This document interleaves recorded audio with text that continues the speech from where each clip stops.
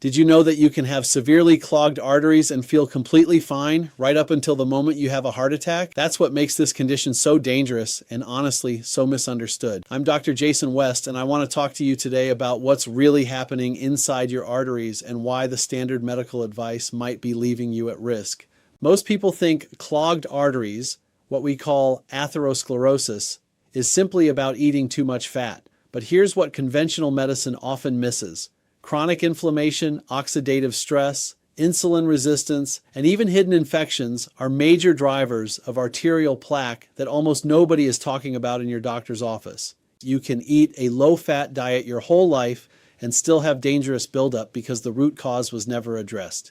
Traditional approaches lean heavily on statins and telling you to eat less fat. But research is showing us that inflammation is the real fire here, and we need to treat that fire directly. When we ignore the underlying triggers, we're just managing numbers on a lab report instead of actually healing the cardiovascular system. The good news? There are proven, natural ways to support healthy arteries and reduce that dangerous buildup. In the next video, I'll share the natural supplements that can actually help with clogged arteries.